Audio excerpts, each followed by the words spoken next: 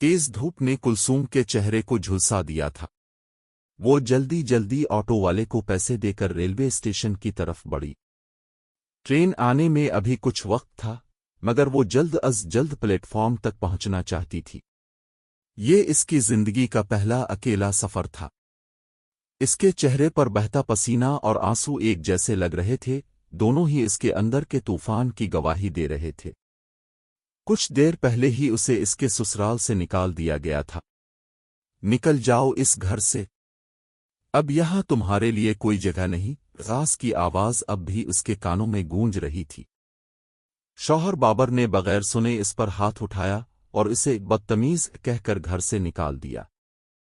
कुलसूम का कसूर सिर्फ इतना था कि इसने एक नौकरी के लिए फोन पर बात की थी। ये वही शादी थी जिसके लिए इसने अपने घर वालों के खिलाफ जाकर बाबर का साथ चना था। शुरू में सब कुछ खूबसूरत था, मगर जल्द ही हकीकत बदल गई। सास और नंदों के तंज, शौहर की बेरुखी और मारपीट ने इसकी जिंदगी को जहन्नम बना दिया था। वो सब कुछ बर्दाश्त करती रही, मगर जब उसकी इज्जत नफस भी पामाल होने लगी तो वो टूट गई। ट्रेन की सीटी ने उसे हॉल में वापस लाया। वो जल्दी से एक डब्बे में सवार हुई और एक खाली सीट पर बैठ गई। खिड़की से बाहर देखते हुए इसे लगा जैसे इसकी जिंदगी के खुशगवार लम्हे भी इसी रफ्तार से पीछे जा रहे। डब्बे में मुख्तलिफ लोग अपनी दुनिया में मसरूफ थे, मगर कुलसूम अपनी टूटी हुई पहचान के साथ तन्हा बैठी थी। सामने बैठी एक खातून की हमदर्द निगाहें इसे बेचैन कर रही थीं, इसलिए इसने नजरें झुका ले। अचानक एक औबाश सा शख्स उसके करीब आकर बैठ गया। इसकी नजरें और अंदाज कुलसूम को खौफजदा करने लगे।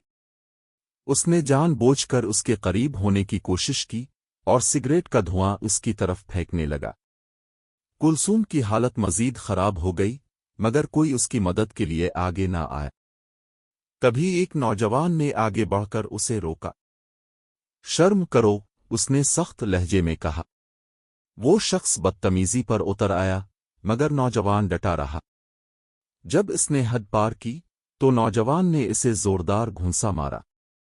दोनों में झगड़ा हुआ और आखिरकार वो बदतमीज शख्स अगले स्टेशन पर उतर गया। कुलसूम हैरान थी। एक अजनबी उसके लिए इतना खड़ा हो गया, जबकि अपने ही उसे तन्हा छोड़ गए थे।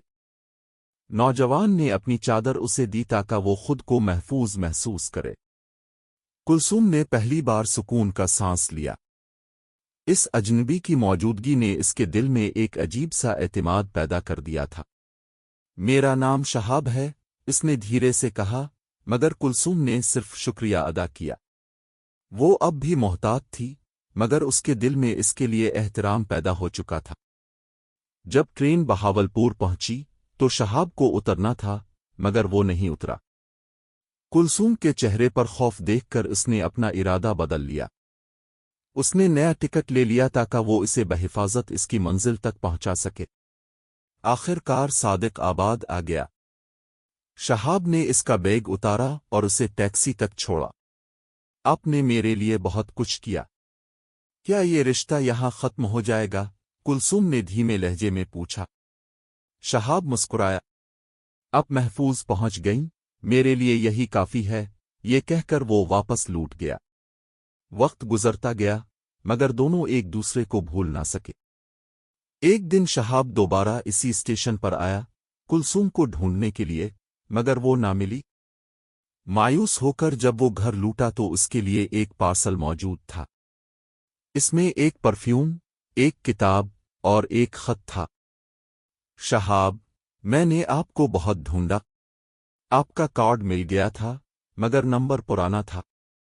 बड़ी मुश्किल से आपका पता मिला। शायद ये सफर हमें दोबारा मिलाने के लिए था। नीचे मेरा नंबर है, राब्ता कीजिएगा। कुलसूम। खत पढ़कर शहाब की आंखें नम हो गईं। इसे समझ आ गया था कि कुछ रिश्ते खून के नहीं होते, मगर फिर भी सबसे मजबूत होते हैं। और कभी-कभी जिंदगी की पटरी पर एक नया मोड़ इंसान को दोबारा जीना सिखा देता है।